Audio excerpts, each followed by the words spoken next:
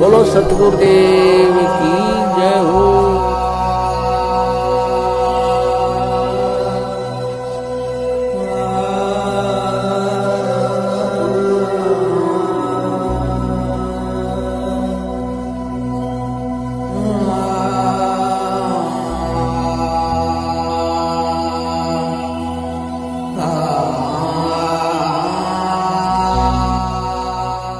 पहले तो बात है उनकी इस दलील पे विश्वास नहीं किया जा सकता पहली नजर में जी। लेकिन फिर भी ये अदालत में यह दलील दी जाएगी जो निचली अदालत होगी जिसमें केस ट्रायल होगा उसमें अदालत क्या फैसला लेगी तो उस वक्त पता लगेगा जी। लेकिन प्रारंभिक तौर पर अगर इनको खुद को बंधक बनाया गया था अगर हम इन्हीं की बात को सच मान लें जी तो इनको बंधक बनाने वाले कौन थे? बिल्कुल। वो भी इन्हीं के लोग थे, इन्हीं के समर्थक थे।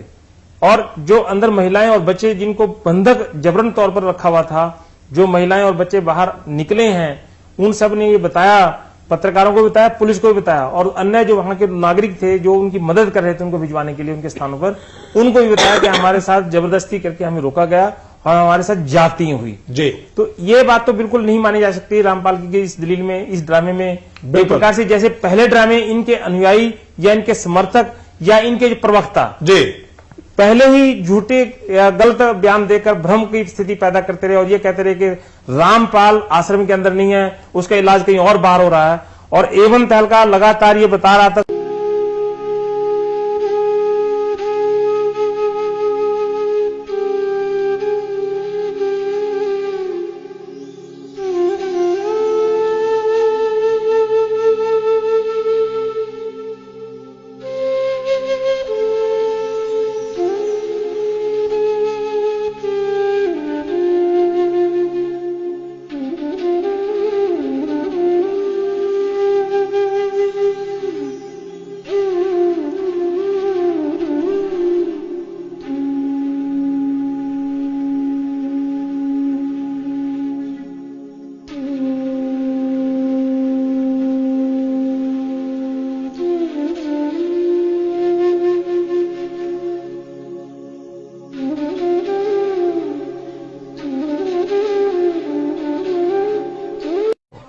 हमारे साथ संत रामपाल जी के भाई महेंद्र दास भी मौजूद हैं। इनसे जानेंगे, महेंद्र दास जी, अचानक से हालात काफी बिगड़ते नजर आ रहे हैं, तो ऐसे तो काफी नुकसान होने की आशंका है। ऐसा हम तो शांतिपूर्ण तरीके से बैठे हैं, अपने आश्रम के अंदर हैं और ये बल प्रयोग करना चाहते हैं, हमें नाजायज तंग कर रहे हैं।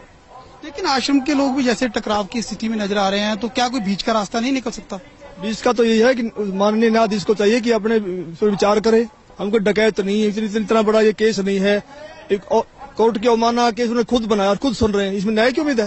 लेकिन जिस तरह से पुलिस कह रही है यहाँ तो गिरफ्तारी करनी पड़ेगी क्योंकि हाईकोर्ट के आदेश हैं, तो क्या संत रामपाल आत्मसमर्पण कर सकते हैं? अब वो यहाँ है ही नहीं, स्वास्थ्य इलाज करवा रहे हैं, बाहर गए हैं, उनको बाहर शिफ्ट कर दिया हमने परसों। लेकिन क्या वो आत्मसमर्पण करने के लिए तैयार हो जाएंगे? अगर हमारी हाई कोर्ट में बेल कैंसिल करते हैं तो नहीं होंगे, तो नाजायज बेल कैंसिल करने जा रहे हैं और उस पर सुनवाई है।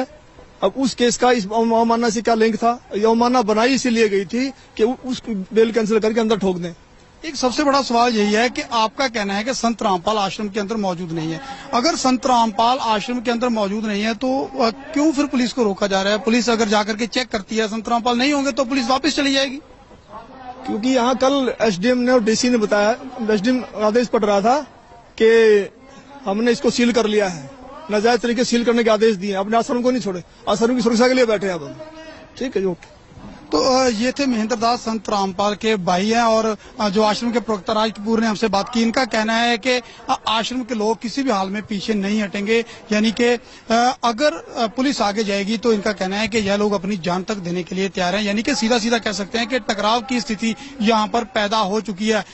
अब देखना होगा कि ऐसे हालातों में आखिर इस मामले का निपटारा कैसे होगा, कैसे हाईकोर्ट के आदेश का पालन होगा और कैसे हो पाएगी संत रामपाल की गिरफ्तारी। कैमरामैन सुमित क्लियर के साथ नृपिंदर सिंह ब्राड़, एबीपी न्यूज, बरवाला, हिसार।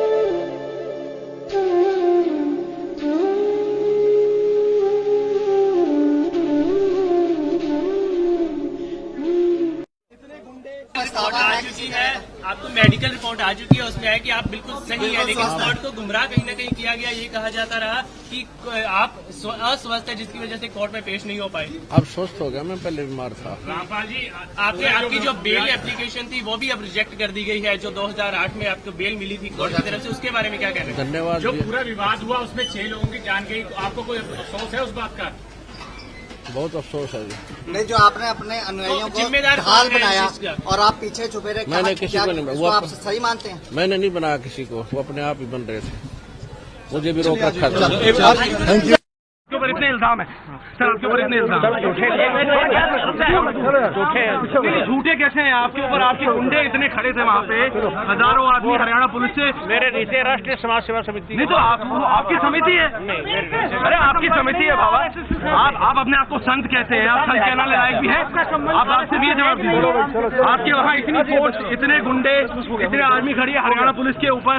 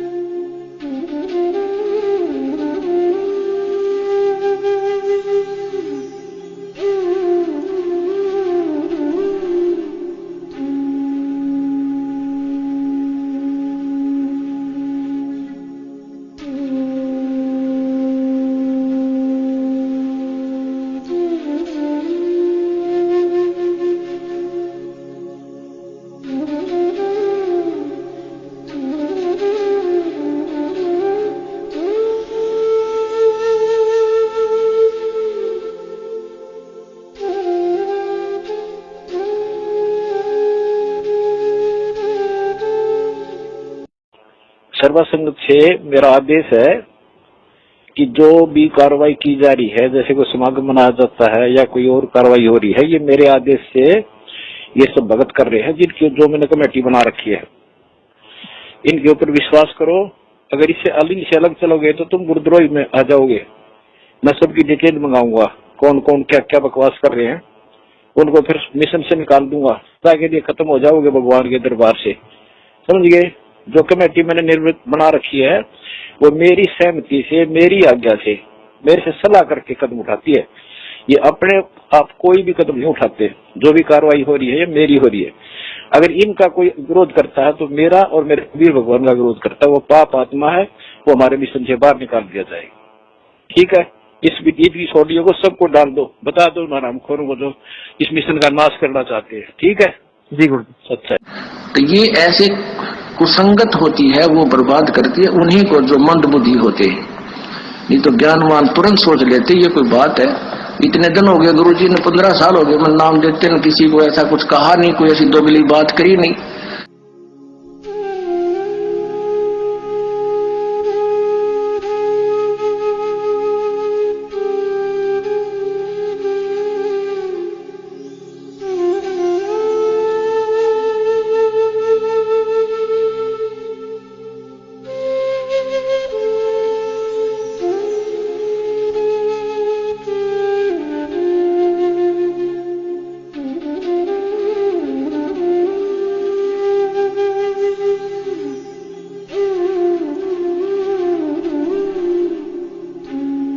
इस बारे में आपकी क्या राय है? हमारा संत रामपाल जी को और उसकी संगत को बहुत बहुत धन्यवाद।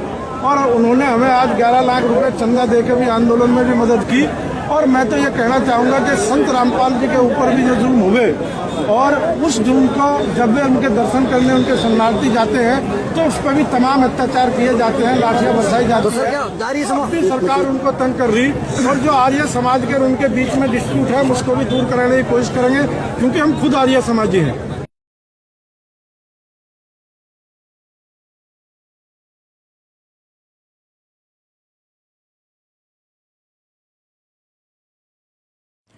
सत साहिब जी, अब सबसे पहले तो हमने करना ये है, जिस आत्मा ने परमपिता परमेश्वर सतगुरु रामपाल जी महाराज जी की सत भक्ति करके अपना आत्म कल्याण करवाना है, सबसे पहले उस आत्मा ने अपने दिलो दिमाग में इस बात को बैठा लेना चाहिए सृष्टि रचना को बार बार सुनकर और सतगुरुदेव जी के सत्संगों को आधार बनाकर कि वर्तमान में पृथ्वी पे कबीर परमात्मा मौजूद है, धरती पे भगवान है, और जिस आत्मा का दिल और उसकी आत्मा इस बात को स्वीकार कर लेगी, वो आत्मा कभी भी ज्ञान आधार से दूर होकर मनमाने तरीके से ना ही तो चल सकती है, और यदि मनमाने तरीके से कोई अन्य व्यक्ति उसको भक्ति मार्ग पर चलने की सलाह दे तो वो व्यक्ति कभी भी उसके झांसे में नहीं आ सकता है।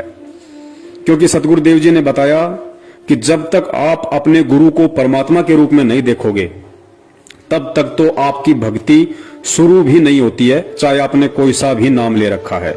तो सबसे पहले तो हमने आदरणीय गरीबदास जी महाराज जी की जो वाणी है कि गुरु को मानुष कर जानते ते नर कहिए अंध और मैं दुखी संसार में आ गए यम के फंद, अपने ऊपर इस वाणी को बिल्कुल भी लागू नहीं होने देना है। क्यों? क्योंकि हमने गुरु को मानुष नहीं समझना है, ना ही मानना है। और जिस आत्मा को यह समझ में आ गया कि गुरु रूप में इस पृथ्वी पे वर्तमान में साक्षात कबीर परमेश्वर मौजूद हैं, तो वो आत्मा विश्वास आधार से इस भक्ति पे दृढ़ होकर लगी रहेगी। फिर उस आत्मा को चाहे कोई कितना ही भ्रमित करने की कोशिश करे, उसे कोई कितने ही उल्टे सीधे आदेश सुनाए, उसे कोई कितना ही डराए धमकाए, वो आत्मा ज्ञान आधार के विपरीत नहीं चल सकती है। तो सबसे पहले हमने ये देखना है कि हिसार जेल में जो बैठे हैं वे सतगुरु रामपाल जी महाराज जी नहीं बल्कि कबीर परमेश्वर हैं। और सबसे बड़ा धोखा जो संगत खा रही है, जितने भी इन कॉल एजेंटों के बहकावे में आकर, सतलोक आश्रम मैनेजमेंट हरियाणा वालों के बहकावे में आकर, इनके तानाशाही फरमानों की पालना करके जितने भी लोग अपने कर्म फोड़ रहे हैं या सतगुरुदेव जी के ज्ञान विपरीत कर्म कर रहे हैं, उन सब ने हिसार जेल में केवल संत रामपाल जी महाराज जी को देखा है और देख रहे हैं। वो आत्माएं हिसार जेल में कबीर परमेश्वर को नहीं देख रही। उन्हें लगता है कि संत रामपाल जी महाराज जी एक संत हैं, एक गुरु है, और परमात्मा तो कबीर जी हैं जो सतलोक में बैठे हैं। और यही कारण है कि वो आत्माएं पिछले 6 वर्षों से धोखे पे धोखे खाए जा रही हैं। पुण्यात्माओं, विचार करना, 1 सेकंड के लिए आप भूल जाइए कि हिसार जेल में संत रामपाल जी महाराज बैठे हुए हैं। आप हिसार जेल में उस कबीर परमेश्वर को देखिए जिनकी हम दाढ़ी मूंछ वाली फोटो देखते हैं। आप भूल जाइए कि कोई संत रामपाल जी महाराज जी भी हैं। आप ये देखिए कि हिसार जेल में वर्तमान में जो बैठे हैं वे कबीर परमेश्वर बैठे हैं, सफेद दाढ़ी मूंछ वाले बैठे हैं। और जब आप उस कबीर परमेश्वर को सफेद दाढ़ी मूंछ वाले रूप में हिसार जेल में बैठा हुआ देखेंगे, और उसके बाद यदि आपसे कोई कहे कि हिसार जेल से कबीर परमेश्वर जी के आदेश आए हैं कि हमने हरियाणा की कांग्रेस सरकार को वोट डालना है, बीजेपी को हराना है, उसके 6 महीने बाद में आदेश आए कि हमने दिल्ली में केजरीवाल को हराना है और नरेंद्र मोदी की बीजेपी वाली पार्टी को जिताना है, जैसा कि सतलोक आश्रम मैनेजमेंट हरियाणा वालों ने ये सब नाटक किए हैं। संगत से कभी कांग्रेस को वोट डलवाए हैं तो कभी बीजेपी को वोट डलवाए हैं।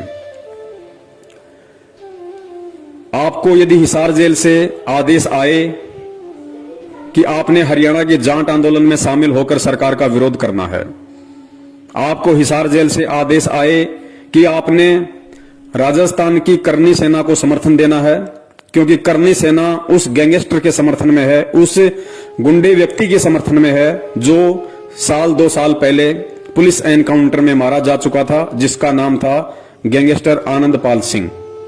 क्या आप एक गैंगस्टर के समर्थन में उसकी सीबीआई जांच में खड़े हो सकते हैं जब आपकी अंतरात्मा इस बात को जान रही है कि हिसार जेल में साक्षात कबीर परमेश्वर दाढ़ी मूंछ वाले बैठे हैं? आप बिल्कुल भी इन आदेशों की पालना नहीं करेंगे। ना ही तो आप बीजेपी को वोट देंगे, ना ही आप कांग्रेस को वोट देंगे, ना ही आप किसी भी कुपात्र को दान देंगे, ना ही आप किसी भी गैंगस्टर की सीबीआई जांच का समर्थन करेंगे, जब तक आप हिसार जेल में दाढ़ी मूंछ वाले कबीर जी को देख रहे हैं। उसके बावजूद भी आप लोगों ने वो सारे उल्टे कर्म किए सतलोक आश्रम मैनेजमेंट हरियाणा के कहने पे। आप लोगों ने कांग्रेस को भी वोट दिए, आप लोगों ने बीजेपी को हराने के लिए कांग्रेस का समर्थन किया। फिर अगले 6 महीने बाद में दिल्ली में आप लोगों ने बीजेपी को जिताने के लिए केजरीवाल की गवर्नमेंट का विरोध किया, लोगों को जा जाके उत्साहित किया कि केजरीवाल को हराना है, बीजेपी को जिताना है।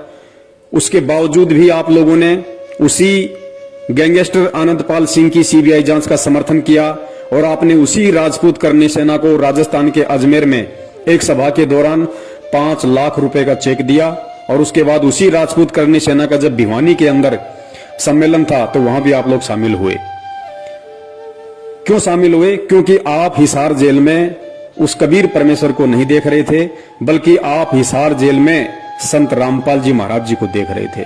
अर्थात अभी तक आप लोगों ने अपने गुरु को कबीर नहीं माना, वरना आप ये कुक्रम, जब आपको ये कहा गया था कि ये हिसार जेल से गुरुजी का आदेश है, यदि उस समय आप अपने गुरु को कबीर के रूप में देख रहे होते तो कदापि आप इस तरह का कोई भी घटिया और ज्ञान आधारित आदेश नहीं मानते।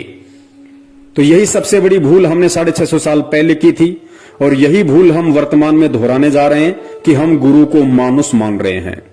और परमेश्वर की वाणी है कि गुरु मानुष कर जानते ते नर कहिए अंध, होवे दुखी संसार में और आग गए यम के फंद। तो सबसे पहले तो हमने इस बात को अपने दिलो दिमाग से निकाल देना है कि हम किसी सामान्य संत या किसी सामान्य व्यक्ति की शरण में हैं। हम जिस समर्थ की शरण में हैं वो स्वयं कबीर परमेश्वर है। और जब आपको इतना यकीन हो जाएगा तो आप ना ही तो किसी भी फर्जी नामदान केंद्र पे जाओगे, ना ही आप किसी को इन फर्जी नामदान केंद्रों से नाम दीक्षा दिलवाओगे, ना ही आप इन फर्जी नामदान केंद्रों से अन्य कोई दूसरा नाम लेने के लिए जाओगे, ना ही आप किसी हिसार की तारीखों पे घुटने तोड़ते हुए 10 गालियां खुद खाने और 10 गालियां अपने गुरुदेव को दिलवाने के लिए जाओगे, ना ही आप इन मनवस सतलोक आश्रम मैनेजमेंट हरियाणा वालों के किसी भी तानाशाही फरमान को मानोगे, क्योंकि आपकी आत्मा स्वीकार कर चुकी है कि मैं जिसकी शरण में हूं वो साक्षात कबीर है। और कबीर कभी भी दोगली बात नहीं कर सकता, कबीर कभी भी अपने भक्ति विधान के खिलाफ कोई भी आदेश नहीं दे सकता। तो सबसे पहले हमने गुरु को परमेश्वर मानना है, हृदय से आत्मा से स्वीकार करना है। और यह तब होगा जब हम सृष्टि रचना को बार बार सुनेंगे और सत्संगों की प्रत्येक लाइन पे गहनता से विचार करेंगे कि गुरुदेव इस सत्संग में किस वाणी का और क्या मतलब हमें समझाना चाहते हैं। उसके बाद में जिन लोगों को इन फर्जी नामदान केंद्रों से सन 2014 के बाद से नाम मिल चुका है, चाहे आपको प्रथम नाम मिल चुका है, चाहे आपको शतनाम मिल चुका है, और आज यदि आपको सच्चाई का पता चल गया है तो आपने सपने में भूलकर भी इन नामदान केंद्र और इन नामदान केंद्रों पर बैठे कुपात्रों की शक्ल तक नहीं देखनी है, वरना आप बहुत बड़े दोषी होगे। क्योंकि बरवाला कांड करवाने में मुख्य भूमिका सतलोक आश्रम मैनेजमेंट हरियाणा की ऊपर वीडियो में आप जी देख चुके हैं।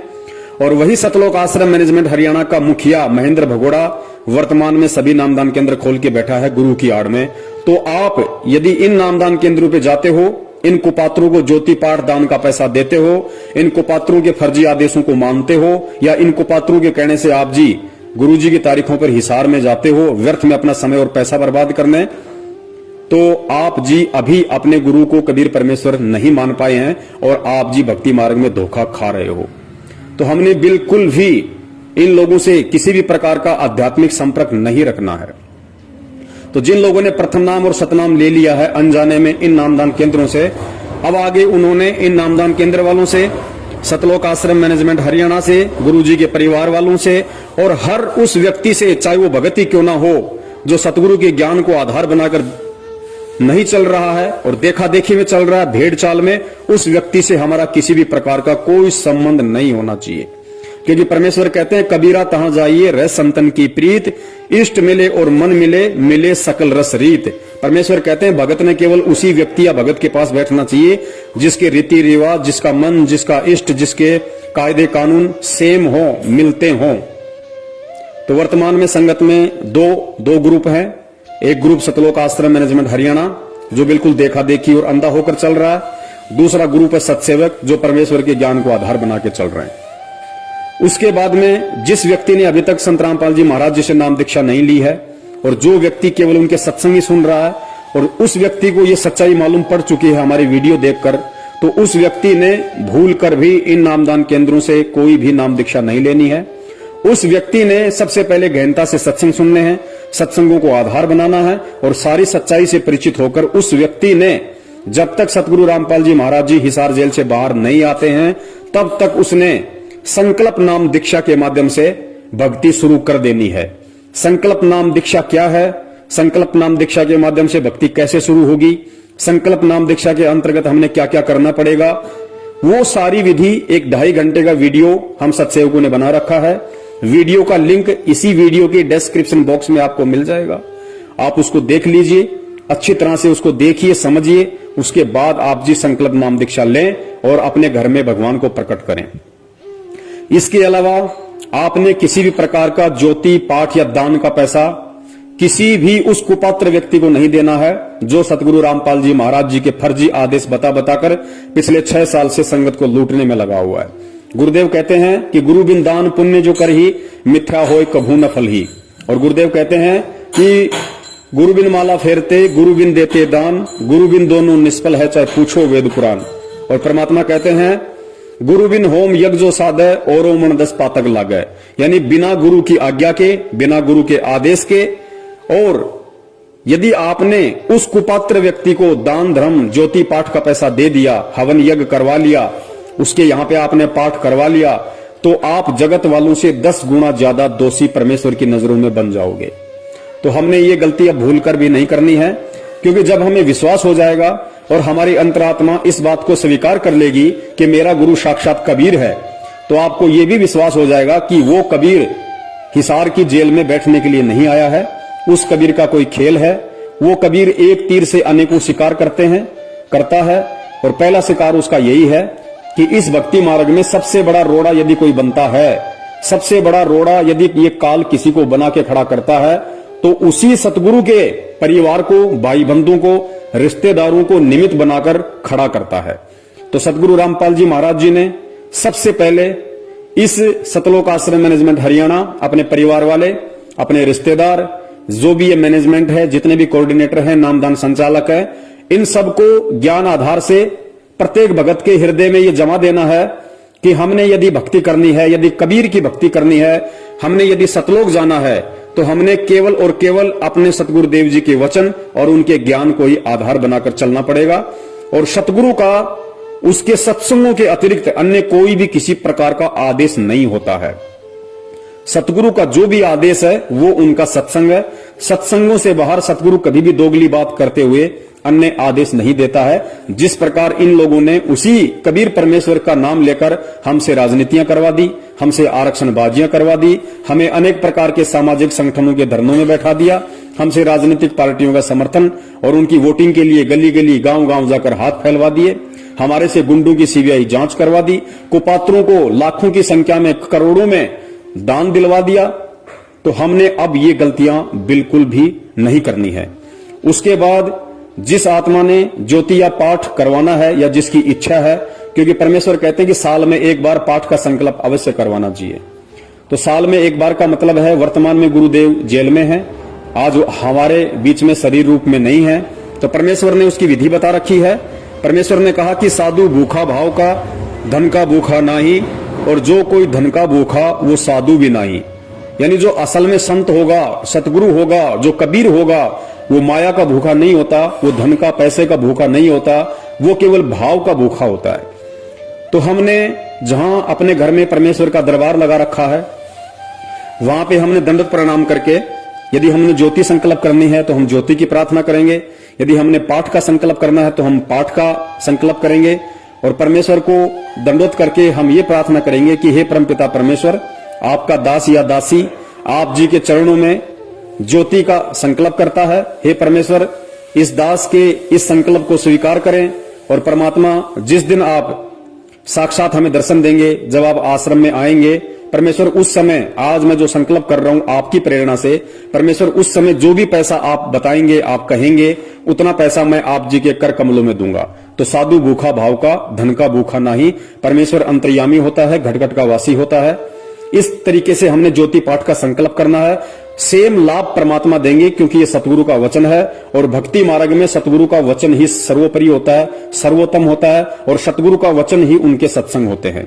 इसके अलावा सतगुरु का यदि कोई सबसे बड़ा आदेश है तो सतगुरु के द्वारा हमें जो नित्य नियम दिया गया है वो सतगुरु का सबसे बड़ा आदेश है। हम सुबह सुबह जो नित्य नियम करते हैं वो केवल हमारे लिए आदेश है, सतगुरु का वो हमारे लिए आदेश है। हमने उन वाणियों पे अमल करना है, हम सभी ने उन वाणियों के अनुसार अपनी रहनी और करनी को करना है, जिससे कि सतगुरुदेव जी प्रसन्न हो, सतगुरुदेव जी हम पे खुश हों और हमारे को भक्ति धन से परिपूर्ण करें। तो आपने इस तरीके से जब तक सतगुरु रामपाल जी महाराज जी हिसार जेल से बाहर नहीं आ जाते हैं तब तक आपने इस ज्ञान को आधार बना के रखना है। और जब तक हम ज्ञान को आधार बना के नहीं चलेंगे, ज्ञान को आधार नहीं बनाएंगे, सतगुरु कभी भी हमारे से प्रसन्न नहीं होगा। परमेश्वर ने कहा कि 3 युगों से तुम्हें ये धर्म के ठेकेदार इसी तरह भगवान की आड़ में लूटते आए हैं और वर्तमान में भी यदि हम इन काले अंग्रेज और धर्म के व्यापारी सतलोक आश्रम मैनेजमेंट हरियाणा के हाथों लुटते रहेंगे, पिटते रहेंगे, तो पुण्यात्माओं फिर क्या फायदा उस परमेश्वर का ये शिक्षा देने का, और क्या फायदा फिर उस परमेश्वर से ये तत्व ज्ञान लेने का, और क्या फायदा फिर ये कबीर की भक्ति करने का। तो हमने हर स्थिति में सतगुरुदेव जी को खुश करना है, सतगुरुदेव जी को प्रसन्न करना है। और एक चीज अपने दिलो दिमाग से निकाल देना कि सतगुरुदेव किसी भी कानूनी प्रक्रिया से बाहर आएंगे। सतगुरु यदि बाहर आएगा तो अपने बच्चों को ज्ञान आधार से चलता हुआ देख कर आएगा, क्योंकि यदि हम अपने गुरु को कबीर मान रहे हैं और मान चुके हैं तो ये भी निश्चित है कि इस दुनिया की कोई भी जेल उस कबीर को 4 दीवारी में कैद करके नहीं रख सकती। वो कबीर अनंत कलाओं का स्वामी है, वो एक रूप में जेल में है, दूसरे रूप में हम सबके घर में और घट में विराजमान है, तीसरे रूप में वो शतलोक में बैठा हुआ है। और परमेश्वर भी कहते हैं कि मोकू कहां ढूंढे रे बंदे, मैं तो तेरे पास में। परमेश्वर हमें रोज संध्या आरती में पढ़ाते हैं कि घट ही में गंगा, घट ही में यमुना और घट ही में है जगदीश, सतगुरु तारेंगे। तो जब तक हम इन वाणियों पर विश्वास और अमल नहीं करेंगे और हम उस कबीर परमेश्वर को, उस गुरुदेव को यदि हम अपनी अज्ञानता और मूर्खता के चलते हम उनको नामदान केंद्रों पे देखेंगे, हम उनको हिसार में देखेंगे, हम उनको मैनेजमेंट के जो कि काल एजेंट है उसके सत्संगों में देखेंगे, तो पुण्यात्माओं हम कभी भी उस परमात्मा के दिल में जगह नहीं बना पाएंगे और कभी भी हम ज्ञान आधार से इस भक्ति पे नहीं चल पाएंगे। और जब तक हम ये दोनों गलतियां करते रहेंगे परमात्मा कभी भी हम पे प्रसन्न नहीं होगा। तो आप सभी ने इस ज्ञान को आधार बनाकर सतगुरुदेव जी को प्रसन्न करना है और अपने भक्ति धन को बचा के रखना है। कोई भी काल एजेंट, कोई भी काल का दूत हमें किसी भी मोड़ पे कोई भी उल्टा आदेश बताकर लूट ना सके। सतगुरुदेव जी ने तो एक समय यहां तक कहा था अपने बच्चों पे विश्वास करके कि बच्चों, जिस व्यक्ति ने 2 से 3 साल तक इस ज्ञान को सुन लिया उसको ब्रह्मा विष्णु महेश भी आ जाए तो उसको भ्रमित नहीं कर सकता। जबकि हम देख रहे हैं कि जिन व्यक्तियों ने 10-10 साल से नाम ले रखा, 20-20 साल से नाम ले रखा है, उनको ब्रह्मा विष्णु महेश तो छोड़िए, ब्रह्मा विष्णु महेश के नाखून के बराबर भी जो नहीं है सतलोक आश्रम मैनेजमेंट हरियाणा, ये पिछले 6 साल से किस कदर उन भक्तों की दुर्गति करवा रहा है, उनको ज्ञान के विपरीत चलवा रहा है। तो फिर हम कब उस लायक बनेंगे जिस लायक हमें सतगुरु यहां पे ज्ञान देकर बनाने आए हैं। तो हमने विश्वास के साथ भक्ति करनी है और हम अपने गुरु को यदि कबीर मान चुके हैं तो विश्वास रखना कबीर बाहर आएगा, कबीर पूरी सृष्टि को नाम देगा। कबीर का वचन है, कबीर ने कबीर सागर में लिखवा दिया था कि धर्मदास जब वो 5505 वर्ष वाला समय बीत जाएगा उसके बाद एक समय ऐसा आएगा जब पूरी सृष्टि मेरे से नाम लेगी, हर घर में सतनामी होंगे। और परमेश्वर ने कहा था कि सकल सृष्टि परवानिक हुई, और मालिक कहते हैं घर घर होगा बोध विचारा। तो ये भक्ति विश्वास की है। अगर विश्वास नहीं है तो चाहे आप कितनी ही भक्ति कर लो, कितना ही आप दिखावा कर लो, कितना ही आप दान धर्म कर दो, आपको कुछ भी मिलने वाला नहीं है। ठीक है, जो आप ये 5 यज्ञ आप जी करते हैं ये आपको मिल जाएगा, लेकिन आपको कबीर और उसका सतलोक नहीं मिलेगा।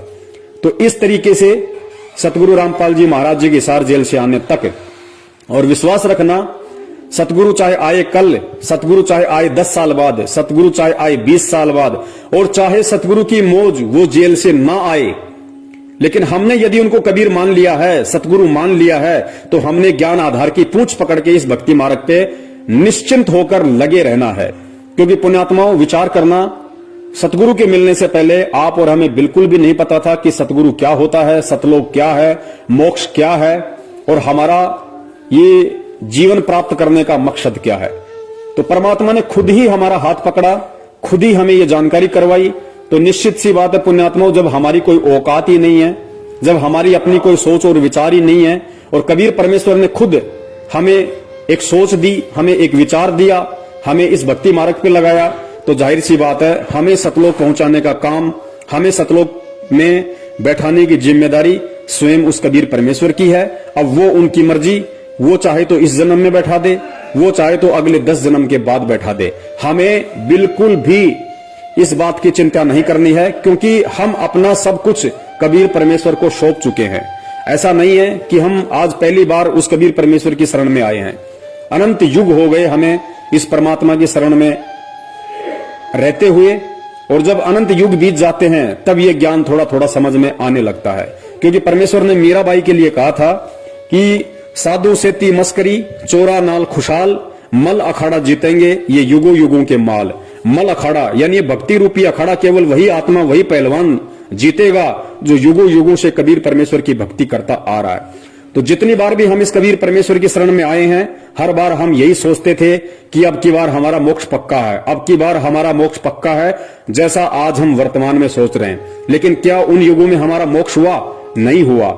हमारे चाहने से कुछ नहीं होगा, क्योंकि परमेश्वर कहते हैं कि मनु मनोरथ ना कीजिए, तेरा किया ना होए, जय पानी से घी निकले तो लूखा खाए ना कोई। तो जब हमने अपना तन मन धन सब कबीर परमेश्वर को सौंप दिया है, तो हमने निश्चिंत हो जाना चाहिए कि वो परमेश्वर अब हमें 84 लाख योनियों में नहीं जाने देगा। जब तक हम पार नहीं हो जाते, जब तक हम सतलोक में नहीं पहुंच जाते, तब तक वो परमेश्वर हमें मानव जन्म देकर अपनी शरण में लेता रहेगा। तो इतना आश्वस्त प्रत्येक उस आत्मा को हो जाना चाहिए जो आत्मा अपने सतगुरु में कबीर को देख रही है। और यदि कोई अपने गुरु को संत रामपाल मान रही है, उन्हें एक मां के पेट से जन्म लिया हुआ जीव मान रही है, उन्हें मानुष समझ रही है, उस आत्मा की तो फिर दास कुछ नहीं कह सकता। उस आत्मा का तो फिर अपना संस्कार है, जैसा उसे मिलेगा वैसा ही उसे मिलना है। दास यहां जो बात कर रहा है, जो बता रहा है, वो केवल उस ज्ञान आधारी आत्मा के लिए बता रहा है जो आत्मा इस भक्ति मार्ग पर ज्ञान को आधार बनाकर और अपने मोक्ष प्राप्ति के मकसद से जुड़ी है या फिर आगे जुड़ने वाली है। तो दास का यही निवेदन है, इस विधि से यदि आप जी करते हैं, जो विधि परमेश्वर का ज्ञान बोलता है, मेरे अपने कोई विचार नहीं है, मेरी अपनी कोई सोच नहीं है, मैं 2 कौड़ी का जीव हूं। आज अगर मैं कुछ बोल पा रहा हूं तो केवल परमेश्वर की रजा से, उन्हीं के ज्ञान आधार अनुसार बोल पा रहा हूं। दास की स्थिति केवल वैसी है जैसा कि कहते हैं कि अल्लाह मेहरबान तो गधा पहलवान, इससे बढ़कर कोई औकात नहीं है। जिस भाई को उचित लगे वो सतगुरु रामपाल जी महाराज जी के इसार जेल से आने तक इस विधि से इस सत भक्ति मार्ग पर लगा रहे, और जिस भाई को नहीं मानना है तो भक्ति मार्ग में किसी पे कोई बाध्यता नहीं है। परमेश्वर ने आत्माओं को सतलोक में भी स्वतंत्र रखा हुआ था, और परमेश्वर ने यहां भी आत्माओं को स्वतंत्र रखा हुआ है। और काल भगवान के साथ वचन था, काल ने कहा था कि परमात्मा आप धरती पे जाओगे, अपना ज्ञान प्रचार करोगे, जो आपके ज्ञान को समझकर आपको स्वीकार करे वो आपका, और जो आपके ज्ञान को स्वीकार ना करके आपको स्वीकार ना करे वो परमेश्वर मेरा, आप जबरदस्ती किसी को ना ले जाना। और सतलोक में भी यही था, परमात्मा ने हम सभी आत्माओं को स्वतंत्र रखा हुआ था। जब काल ने कहा कि परमात्मा मुझे ये आत्माएं दे दो, तो परमेश्वर ने उसको मना कर दिया कि सब कुछ दे सकता हूं, और ब्रह्मांड चाहिए तो और ले ले, लेकिन ये आत्मा मेरा निज अंश है, ये मैं तुझे नहीं दे सकता। हाँ, यदि कोई आत्मा अपनी स्वेच्छा से तेरे साथ में जाना चाहे तो वो तू ले जा सकता है। इसका मतलब परमात्मा ने वहां पे भी आत्मा को स्वतंत्र रखा हुआ है। और वहां जब आत्माओं ने उस स्वतंत्रता का दुरुपयोग किया, नाजायज फायदा उठाया, तो उसका जो परिणाम है, जो सजा है, आज हम यहां अनंत युगों से गधे, कुत्ते और सुअर बनकर भोग रहे हैं। और वर्तमान में भी उसी परमात्मा ने हमें स्वतंत्र रखा हुआ है। और स्पेशली हिसार जेल जाने के बाद तो हम सबको खुला छोड़ दिया, बिल्कुल हमें अपने से अलग कर दिया कि अब तुम केवल मेरे द्वारा दिए गए ज्ञान को आधार बनाकर चलो, और यह साबित करो कि तुम कितना मुझे पहचान पाए, कितना तुम इस भक्ति मार्ग को पहचान पाए, और कितना अभी तुम सतलोक जाने के लिए तैयार हुए हो। तो आत्मा आज भी स्वतंत्र है, और स्वतंत्रता का ये फायदा काल उठा रहा है कि काल अपना चाल खेलकर, अपना दाव खेलकर इन आत्माओं को उसी गुरु की आड़ में, उसी गुरु के नाम से कभी राजनीति करवाता है, कभी आरक्षणबाजी करवाता है, कभी गुंडों की सीबीआई जांच करवाता है, कभी मनमाने तरीके से ज्योति पाठ करवाता है, तो दान का पैसा लेता है, जो कि सतगुरु के भक्ति विधान में बिल्कुल भी नहीं है। तो समझना आप लोगों ने है, विचार आप लोगों ने करना है किस तरह से, किस विधि से आपने परमेश्वर को खुश करना है और अपना ये अनमोल मानव जीवन सफल बनाना है। दास ने जो कहना था सतगुरु आशीर्वाद से संदेशा आप जी को दे दिया, क्योंकि सेवक का काम केवल संदेशा देने का होता है, जबरदस्ती उसकी पालना करवाने का नहीं होता है। आगे आपकी अपनी सोच, आपकी अपनी बुद्धि, आप किस तरीके से इस भक्ति मार्ग पर चलते हैं और किस तरीके से आप अपने सतगुरु को प्रसन्न करते हैं। सत साहिब जय हो बंदी छोड़ की। बंदी छोड़ सतगुरु रामपाल जी महाराज की जय हो। साहेब जी सतगुरुदेव की जय हो। जगत गुरु तत्वदर्शी संत रामपाल जी महाराज की जय हो। बंदी छोड़ जग परम पिता परमात्मा केशव कबीर साहेब की जय हो। बंदी छोड़ जगत गुरु तत्वदर्शी संत रामपाल जी महाराज की जय हो। सत साहेब जी। जयपुर वाले पवन भगत तन कर दिया पर्दा फास, रे घबराना नहीं। जयपुर वाले पवन भगत तन कर दिया पर्दा फास, रे घबराना नहीं। तेरी भली करेंगे संत राम पाल, घबराना नहीं। तेरी भली करेंगे संत राम पाल, घबराना नहीं। बरवाड़ा का कांड करण ये रही उनका नाम बताया। मैनेजमेंट और सेवा समिति ने ऐसा जुल्म कमाया। मैनेजमेंट और सेवा समिति ने ऐसा कहर कमाया। दूत काल के बन गे भगत भाई, दूत काल के बन गे भगत भाई। करके गुरु को बदनाम, रे घबराना नहीं। जयपुर वाले पवन भगत तन कर दिया पर्दा फास, रे घबराना नहीं। तेरी भली करेंगे संत राम पाल, घबराना नहीं। जगत गुरु संत राम पाल जी जाते जाते बता गए, सेवा समिति मेरी नहीं आ, मीडिया में सब सुना गए। जो भी जुल्म करा मेरे पर, जो भी जुल्म करा मेरे पैवा, सब मैनेजमेंट का काम, रे घबराना नहीं। जयपुर वाले पवन भगत तन कर दिया पर्दा फास, रे घबराना नहीं। तेरी भली करेंगे संत राम पाल, घबराना नहीं। छुपा रहा मैं मार यूं देते, अखबारों में लिख दिया। बना बनाया मेरा घर उजाड़ा, प्रशासन को बयान दिया। बना बनाया मेरा घर उजाड़ा, प्रशासन को बयान दिया। मैनेजमेंट और सेवा समिति ने, मैनेजमेंट और सेवा समिति ने कर दिया जीना हराम, रे घबराना नहीं। जयपुर वाले पवन भगत तन कर दिया पर्दा फास, रे घबराना नहीं। तेरी भली करेंगे संत राम पाल, घबराना नहीं। पुलिस रिमांड में राम पाल जी ने सीधे तौर पर नाम धरा। राम कुमार डाका बलजीत राजेंद्र ने जुल्म करा। राम कुमार डाका बलजीत राजेंद्र ने जुल्म करा। राज कपूर साथ में शामिल, राज कपूर साथ में शामिल। कर बरवाड़ा का कांड, रे घबराना नहीं। जयपुर वाले पवन भगत तन कर दिया पर्दा फास, रे घबराना नहीं। तेरी भली करेंगे संत राम पाल, घबराना नहीं। जगत गुरु को झूठ बताया मैनेजमेंट वालों ने, निर्दोष गुरु को दोषी बनाया इस सेवा समिति वालों ने। निर्दोष गुरु को दोषी बनाया सेवा समिति वालों ने। सजा करा कर उम्र कैद की, सजा करा कर उम्र कैद की। करे गुरु जी पे एहसान, रहे घबराना नहीं। जयपुर वाले पवन भगत तन कर दिया पर्दा फास, रहे घबराना नहीं।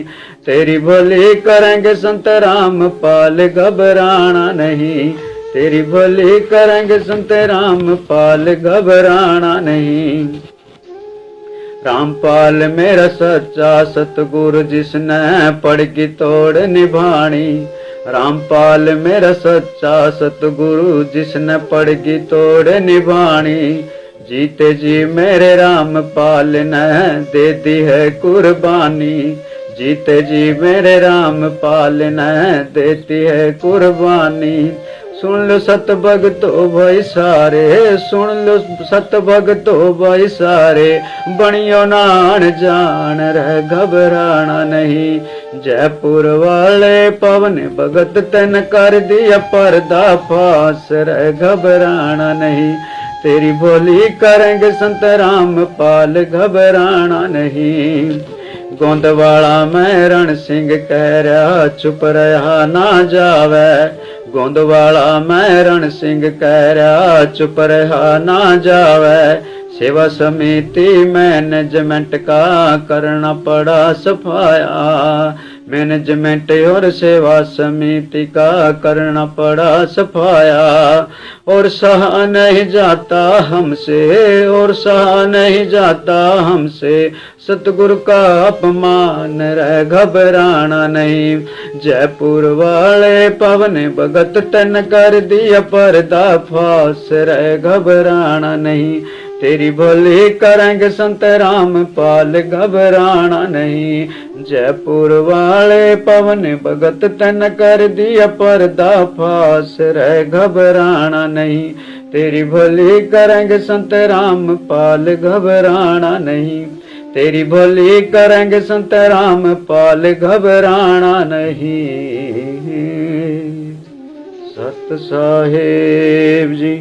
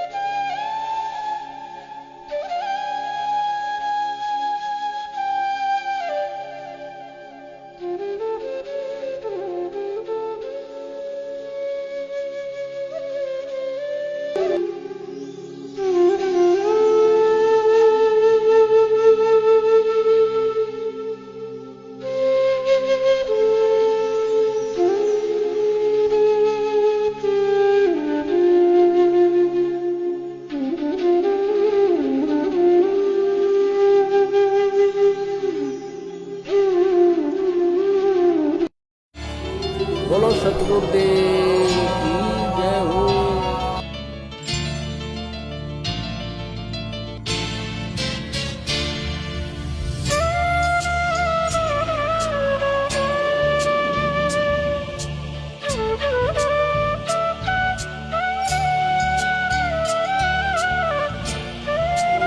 बोलो सतगुरुदेव